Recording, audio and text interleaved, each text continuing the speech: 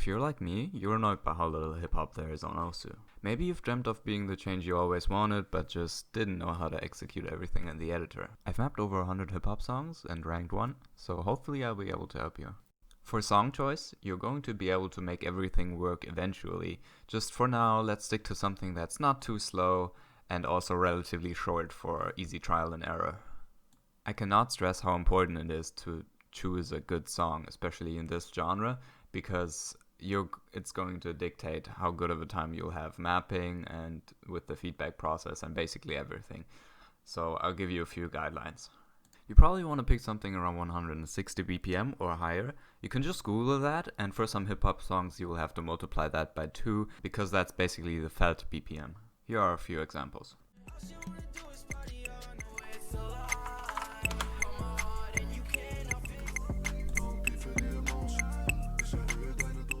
The song choice is kind of limiting at first, but once you get going, it's much easier to then, once you've mastered a few mapping techniques, switch over to lower BPM songs and make those interesting and not fail so much, because there's a lot more room to do mistakes on those slower songs. Okay, so let's get started. You get the MP3 from somewhere, put in some metadata, time it, you can just Google the BPM, put in some non-anime background, that's very important, and now we get to mapping. First off is rhythm. Also, do your ears a favor and change the sample set to soft. I advise you to do a difficulty at around insane or hard. Please do not do a super high difficulty map. That will just get you nowhere. The most basic rhythm concept is that strong sounds get clicked and weaker sounds just get slider tails or passive rhythms, or just get ignored overall. So let's just start by placing circles where we think sounds are important. So for the first two measures here, I put circles on every vocal, every clap, and every kick.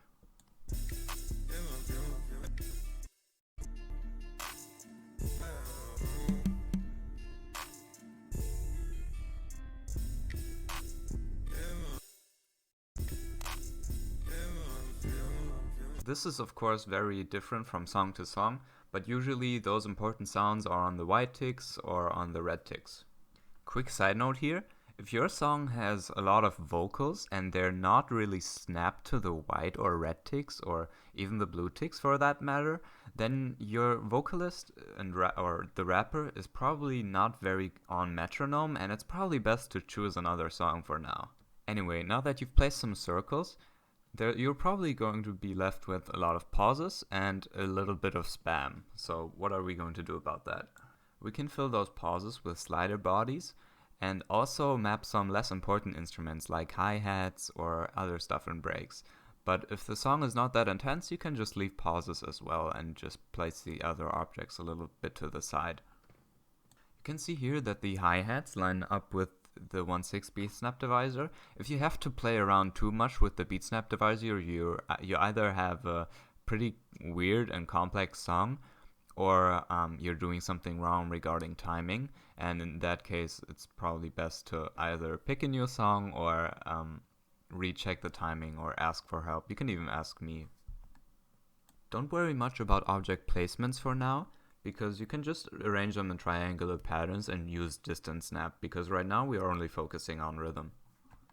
So right here, rhythm is kind of spammy and the map just does the same thing over and over, while the song actually does different things. So now I made rhythm more clear by starting a slider at the kick and then having its tail land on the snare.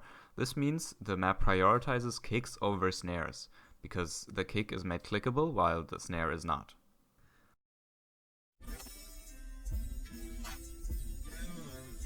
Also, when the vocal sounds kick in, I change them to a slider so that I have a different rhythm for the different instrument.